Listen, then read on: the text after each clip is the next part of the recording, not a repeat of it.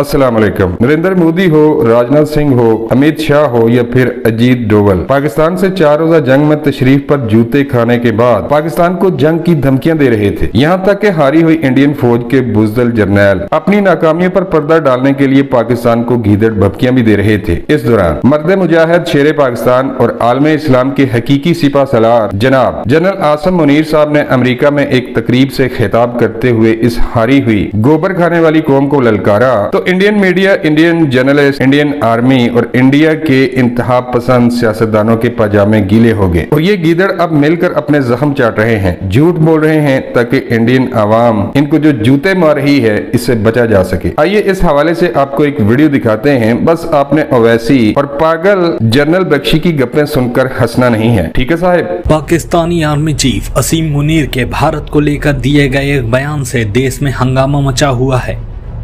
Pakistani army chief Munir ने America में एक कार्यक्रम के दौरान खुलेआम परमाणु जंग की धमकी दी। मुनीर ने धमकी दी है कि अगर उनके देश को भविष्य में भारत के साथ युद्ध में अस्तित्व के खतरे का सामना करना पड़ा तो वो आधी दुनिया को अपने साथ ले डूबेंगे। पाक आर्मी चीफ के इसी बयान पर अब AIMIM चीफ ओवैसी का बयान सामने आया है। ओवैसी ने असीम मुनीर की जमकर क्लास लगाई है। ओवैसी ने मुनीर की धमकी के जवाब में कहा है कि मुनीर एक सड़क छाप आदमी की तरह बात कर रहे हैं और भारत को इसका मुंह तोड़ जवाब देना चाहिए। सुनिए ओवैसी ने मुनीर के बयान पर क्या कुछ कहा है। पाकिस्तान आर्मी चीफ की जो जबान है और जो धमकियां वो दे रहे हैं भारत को, वो कंडेमनेबल है। और अफसोसनाक बात यह है कि भारत यूएस का एक स्ट्रेटेजिक पार्टनर है और यूनाइटेड स्टेट्स की सरजमीन में बैठकर वो भारत को न्यूक्लियर थ्रेट दे रहे हैं और बिल्कुल ही एक सड़क छाप आदमी की तरह की जबान इस्तेमाल कर रहे हैं। तो हमारा मानना यह है कि एक पॉलिटिकल मोदी गवर्नमेंट की तरफ से एक पॉलिटिकल रिस्पांस आना चाहिए। जैसे MA का स्टेटमेंट आया और साथ ही साथ हमको ये बात समझना है कि पाकिस्तान की आर्मी से और इनके डीप स्टेट से हमको हमेशा खतरा रहेगा। इसके लिए हमको अपनी जो डिफेंस बजट में जो हम लोग कम खर्चा कर रहे हैं उसको बढ़ाना पड़ेगा ताकि हम तैयार रह सकें। असीम मुनीर की परमाणु धमकी को लेकर रक्षा विशेषज्ञ retired major general GD Bakshi ने इस दौरान पाकिस्तान के न्यूक्लियर हथियारों की पोल भी खोलकर रख दी है। आसिम मुनीर साहब सटिया गए, आसिम मुनीर पगला गया। ठीक है साहब, जो मार पड़ी है ऑपरेशन सिंदूर में उसको वो छुपा के नाटक कर रहे हैं। ठीक है, अच्छी तरह छुपा के नाटक कर रहे हैं। एक चीज जो ऑपरेशन सिंदूर के बाद के बारे में बहुत ज्यादा दुनिया नहीं समझ पाई है, वो पता क्या है? भारत ने 3rd न्यूक्लियर एज शुरू की है। 2 मॉडरेटली आर्म्ड न्यूक्लियर पावर्स अगर आपस में भिड़े, शरेआम लड़ाई हो, तो क्या रिजल्ट है ऑपरेशन सिंदूर का? हमारी इंटीग्रेटेड एयर डिफेंस की वजह से उसके मिसाइल, न्यूक्लियर आर्म्ड मिसाइल और नॉर्मल मिसाइल नहीं आ सकते भारत पे। 100% 3 फायर किए थे, 3 के 3 गिरा दिए।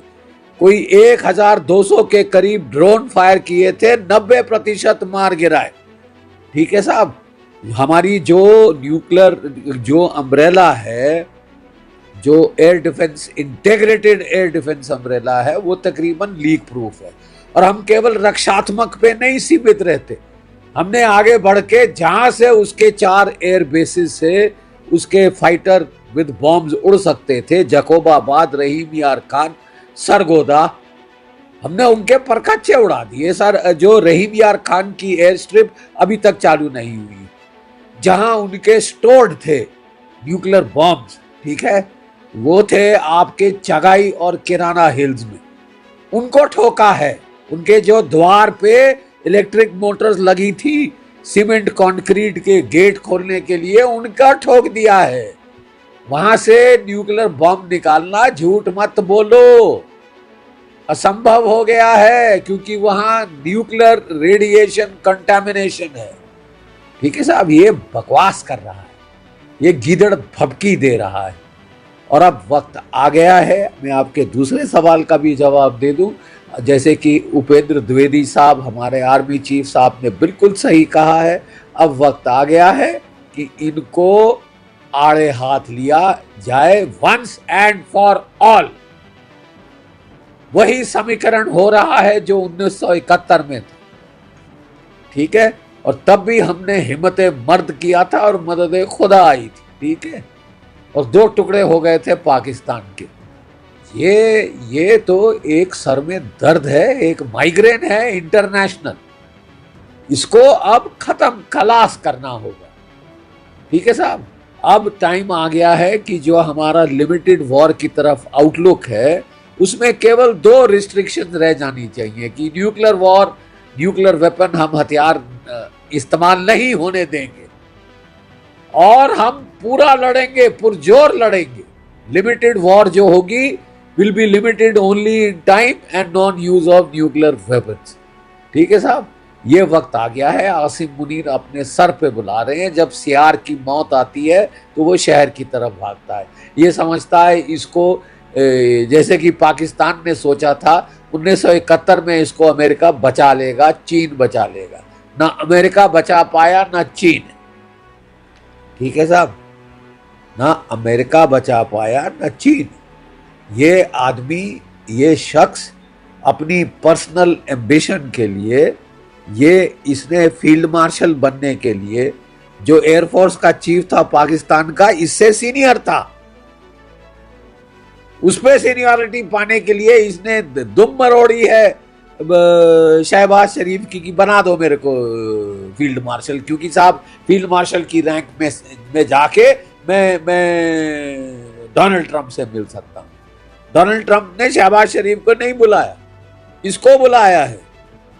कैसी सरकार है ये साहब कि जिसका जो मुलाजिम है उसको बुलाता है पाकिस्तान का फील्ड मार्शल को बुलाता है डोनाल्ड ट्रंप, उनके प्रधानमंत्री को नहीं बुलाता, उनके प्रेसिडेंट को नहीं बुलाता, क्योंकि वो मुखौटे हैं। इसने साबित किया है, इसने बेइज्जती की है अपनी सरकार की। ये व्यक्तिगत इसने करने के लिए ऑपरेशन सिंदूर चलवाया को इसने शुरू कराया, ठीक है, अपने लाभ के लिए। ये कितने लोगों को मरवा देना चाहता है और अब कह रहा है कि मैं आधी दुनिया खत्म कर दूंगा। अबे आधी दुनिया खत्म, 170 है तेरे पास न्यूक्लियर वेपन्स, हाँ 170 न्यूक्लियर बॉम्ब्स हैं तेरे पास, आर्सेनल जो है उनमें से ज्यादातर सब किलोटन है। सब किलोटन मतलब 1.5 पौवे 2 पौवे के बॉम्ब, जो कि आप जो थे आपने इस्तेमाल रखे थे कि साहब अगर भारत जो है कोल्ड स्टार्ट करे, टैंकों से हमला करे तो मैं टैंकों पे चला के थोड़ा रोकने की कोशिश करूं, ठीक है साहब। हमारे पास जो बॉम्ब्स हैं 180 हैं जनाब, ज़्यादा है 180 से, और वो सारे के सारे 10 किलोटन के ऊपर वाले हैं। 50 किलोटन और उससे ज़्यादा के भी बॉम्ब्स हमारे पास है। अगर न्यूक्लियर युद्ध हुआ, एक चीज गिठान बांध ले मुल्ला मुनीर, एक चीज गिठान बांध ले, पाकिस्तान नहीं बचेगा। अगले 700 साल वहां पे अनाज नहीं उगेगा। 1/5 है भारत के साइज का। अपना पूरा न्यूक्लियर आर्सेनल भी फायर कर दे तो कुछ नहीं कर सकता हिंदुस्तान का, ठीक है। हम अपना पूरा न्यूक्लियर आर्सेनल तेरे पे फायर कर दे, तेरे तो परखच्चे उड़ जाएंगे और हमें न्यूक्लियर आर्सेनल की जरूरत नहीं पड़ेगी। हमारे ब्रह्मोस काफी हैं तेरे लिए, समझ गया? मदीना 2.0 मुनीर, समझ गया? तेरे लिए हमारे ब्रह्मोस और स्पाइस मिसाइल्स, क्रूज मिसाइल्स काफी हैं। तेरा न्यूक्लियर कमांड पोस्ट उड़ गया है। डोनाल्ड ट्रंप साहब को मर्चें इतनी लग रही हैं क्योंकि उन्होंने जो पैसा लगाया था नूर खान के अंडरग्राउंड कमांड पोस्ट पे, उसके परखच्चे उड़ गए। जो कि उन्होंने ड्रोन कमांड पोस्ट मुरीद के एयरबेस में बनाया था, उसके परखच्चे उड़ गए। इनके जो कोई 8 से ज़्यादा तो F-16 फाइटर जमीन पे ध्वस्त हो गए। इनके जैसे हमारे एयर चीफ साहब ने साफ बता दिया है, 5 जेट फाइटर नॉकआउट किए हैं हमारे S-400 ने, और एक बड़ा जहाज या तो AEW या एलिंट एयरक्राफ्ट, ये 300 किलोमीटर की ज़्यादा रेंज पे ठोक दिया। तू बात क्या कर रहा है, तू ये मुंह मसूर की दाल, तू बच गया है, नहीं तो तेरे पे आया था अगला ब्रह्मोस। ठीक है, मरियम कमांड पोस्ट में घुस के बच रहा था, फैमिली को अमेरिका भेज दिया था।